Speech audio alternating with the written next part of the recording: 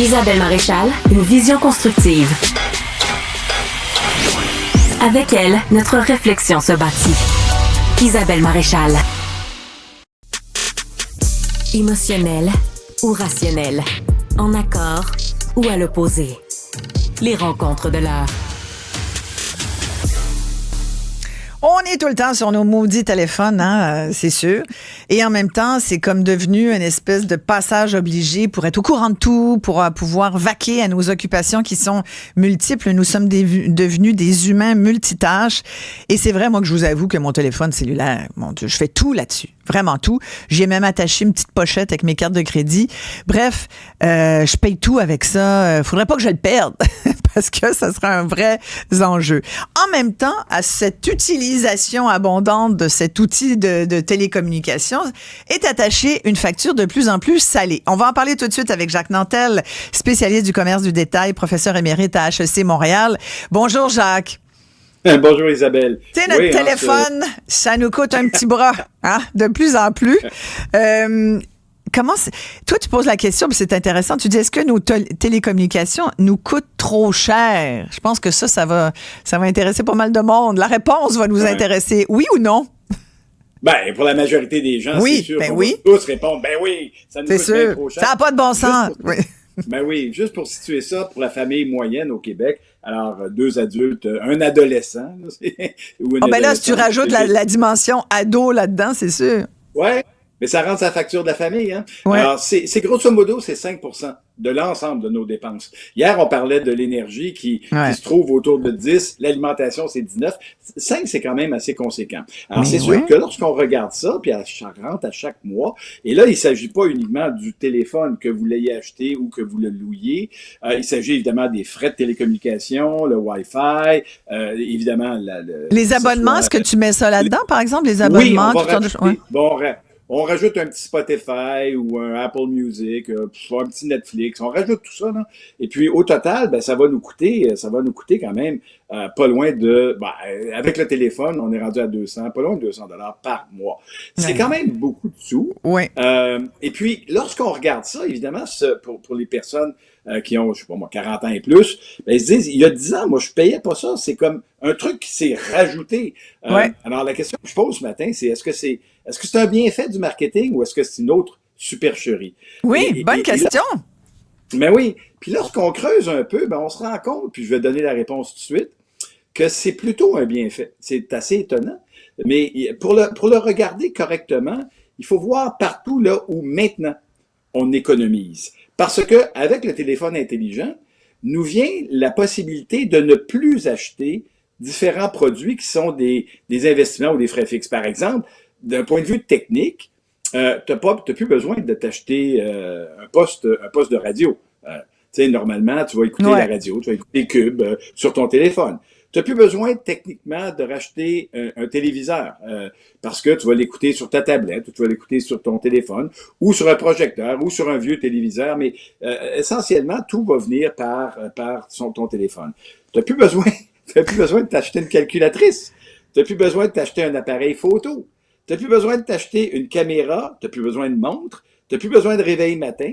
Tu n'as plus besoin de téléphone filaire, le bon vieux téléphone. Tu n'as même plus besoin de système de son. Toutes ces dépenses-là, normalement, elles devraient plus avoir cours. C'est vrai. Tu es en train de nous démontrer qu'on économise, finalement. C'est ça. Isabelle, ça va peut-être t'étonner. J'avais jamais vu ça comme ça. Regarde le chiffre. J'arrive avec le chiffre. Là. OK, vas-y. Oui, on peut économiser, mais sur les appareils, je vais rajouter quand même les objets de consommation. Tu sais, moi, je suis assez vieux pour me souvenir que acheter un CD, parce qu'il y a bien du monde qui s'appelle longtemps quand acheter un CD. Acheter un CD, c'était 20 $. Honnêtement, aujourd'hui, tu n'as plus besoin de CD, d'autant plus que tu n'as probablement même plus d'appareil pour le CD. Les Blu-ray, te souviens-tu de cette invention qui est passée comme une étoile filante dans notre... Moi, je m'étais acheté ça parce qu'on avait dit, éventuellement, le VHS, ça n'existera plus. Tout le monde va avoir du Blu-ray. Ouais. Isabelle, je me souviens du Blu-ray, du VHS, je me souviens du lecteur CD, je me souviens du vinyle, je me souviens des pick-up, pour ceux qui se souviennent, pas le véhicule, le petit pick-up. Le petit pick-up avec le... Oui, là où en plastique, les disques 45 tours, voilà. Alors, donc, on n'a plus besoin de CD, on n'a plus besoin d'acheter de DVD, On n'a plus besoin d'acheter des livres, on n'a plus besoin d'acheter du papier. Oh oui, là, sur les livres, je t'arrête. Là, je t'arrête. Ah. Moi, je trouve que le livre est tellement un bel objet. Moi, j'encourage les gens à acheter des livres. C'est le fun. Tu sais, il faut lire en partant. Ça, c'est comme. Là, tu viens d'ouvrir un grand thème, là. Absolument. Là, tu viens d'ouvrir un grand thème. Là, je le refermerai, puis je le rouvrirai dans une autre émission. Parce que ça, si tu veux qu'on parle du livre, ça m'énerve. Mais il faut. Non, acheter des livres. Moi, mon Dieu, les livres objets, que j'aime lire. Des livres en papier. J'ouvre une petite parenthèse, Isabelle. Tu sais que la raison pour laquelle les gens continuent à acheter des livres papier, là, puis on s'entend, on pourrait le télécharger, mais moi aussi, j'aime mieux avoir un livre papier. Mais la raison pour laquelle les gens aiment mieux un livre papier, c'est fascinant, c'est l'odeur. C'est l'odeur du papier. C'est l'odeur de l'encre. C'est fou. C'est vrai? L'objet, de tenir, c'est le fun. La boire, c'est le fun. Bon. Mais en tout cas, bref, on pourrait continuer. Les bibliothèques, c'est tellement un bel élément de déco. Mais bon. Là, tu dis plus besoin d'acheter justement des livres, du papier, des cartes de souhait? T'achètes pas les cartes de souhait, toi? Toi, t'envoies des souhaits avec la petite application, là, c'est ça? Moi, j'ai acheté 2 cartes de souhait cette semaine. C'était l'anniversaire d'une de mes amies. J'ai acheté des cartes de souhait. Et moi, je suis tellement une consommatrice qui encourage les dernières affaires. Ben, c'est justement ça, mon point, Isabelle. C'est que ce téléphone qui nous coûte à peu près... qui nous coûte après 200 $1 $1,500 pour un ordinaire. Bon. Ouais. Oui, si on l'achète. Hein, si on l'achète, puis après ça, on peut l'étaler, mais il faut payer les abonnements. Mais tu le payes pareil, même s'il te l'étale. C'est juste une poigne, ça. Oui. Ils te le mettent sur 2 ans par mois, ils te le rachètent. Au bout au bout de la ligne, tu finis par le payer. Là. C'est clair. Maintenant, quand on additionne tous ces frais-là... Oui, alors, combien on économise? C'est grosso modo 800 $800 par année. Ah ouais? Oui, du fait de ne plus avoir à changer son téléviseur, acheter une radio, acheter un deuxième poste de radio. Mais moi, l'appareil photo, au moins, on a l'impression... Ouais. Bon. Mais comment tu peux m'expliquer qu'en France, par exemple, ou d'autres pays d'Europe, ou même aux États-Unis, on a des tarifs beaucoup moins élevés que ceux qu'on a ici, là? Bon, ben ça, on va y revenir lors d'une autre chronique. Ça risque de ressembler beaucoup à la chronique d'hier, puis de la semaine dernière, lorsqu'on parlait d'alimentation. Il faut toujours garder à l'esprit. Il n'y a pas de concurrence, c'est ça que tu veux dire? Il n'y a pas de concurrence parce que le Canada, puis a fortiori le Québec, ce sont de tout petits marchés. Si on veut se comparer correctement, là, il ne faut pas se comparer à la France. La France, c'est quand même un pays d'au-dessus de 80 millions d'habitants. Là. Les États-Unis, c'est 400 millions d'habitants.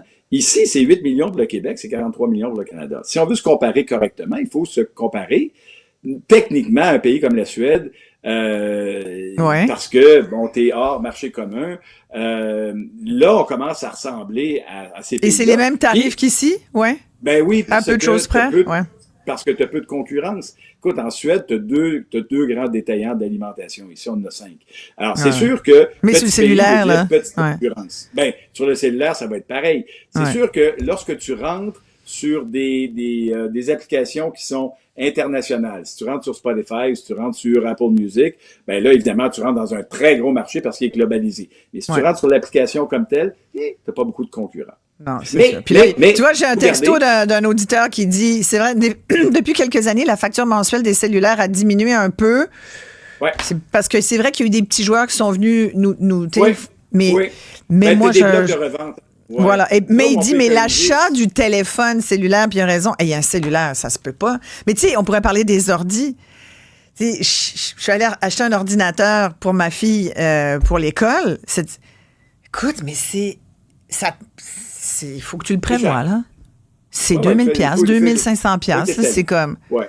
C'est une dépense, mais c'est ça le point. C'est ça le point, Isabelle. C'est une dépense qu'on n'avait pas il y a 10 ans. Puis là, on se dit, ça vient se rajouter.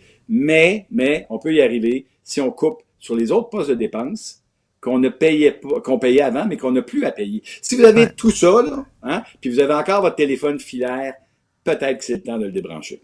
Ouais. Hey, merci beaucoup, Jacques. Jacques Nantel. Un plaisir. Bye-bye.